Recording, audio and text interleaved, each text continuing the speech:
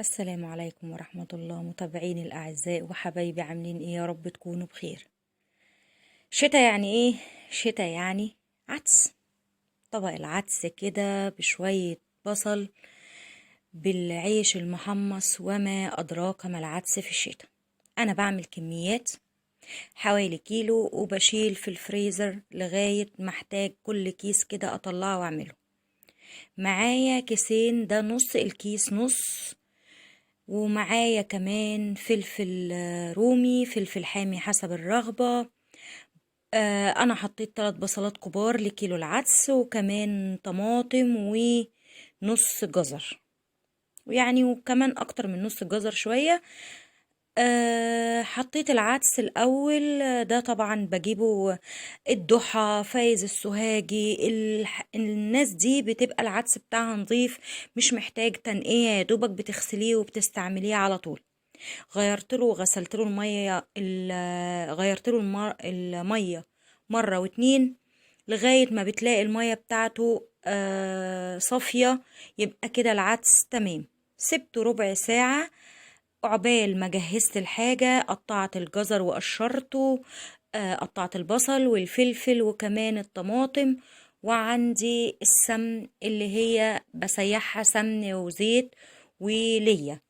اما هو العدس يعني ليا، ومعايا كمان شعرية هحمرها.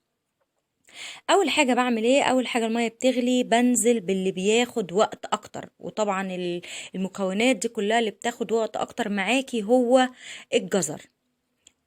اسيبه هو والبصل غلوتين 3 كده، عشان هم اكتر حاجة بياخدوها في التسوية. سبتهم يجي ربع ساعة تلت ساعة، المية هتلاقيها بتقل مع الغليان، وبعدين بعد ما غليوا لمدة ربع ساعة مع بعضهم ضفت كمان الفلفل والطماطم، واسيبهم كمان ربع ساعة نص ساعة.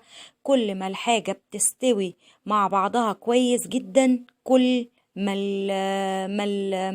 الطعم بيبقى حلو، مش في حتت قطع كده. بعد ما استووا خالص نزلت عليهم العدس، صفيته ونزلت عليهم. خلاص الربع ساعة الكلام ده استوى، سبته يبرد خالص، وبدأت أحمر الشعرية. انا ما بحبوش ولا تقيل قوي ولا خفيف قوي، الوسط حلو، يعني انا ما بحبوش شوربة، وفي نفس الوقت ما بحبوش تقيل جدا، يعني اللي هو فتة يعني. ما بضيفلهوش في الحياة غير ملح وكمون.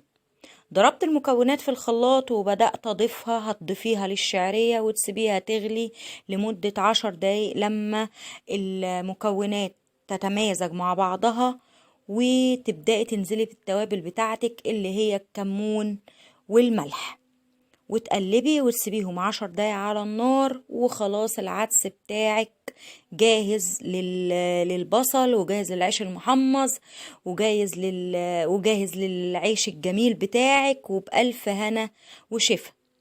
تسيبيه 10 دقايق وبعدين تبداي تقدمي.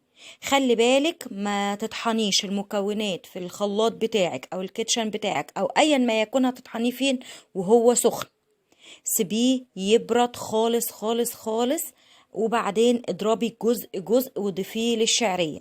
انا ما حبيتش اطول الفيديو عليكم، انا ضربته في الخلاط لما برد خالص حبة حبة، وبدأت اضيفهم على الشعرية. وفي التقديم كده البصل والعيش، وبألف هنا وشفا، وبألف دفى كمان عليكم يا رب. دمتم في رعاية الله وأمنه، والسلام عليكم ورحمة الله وبركاته.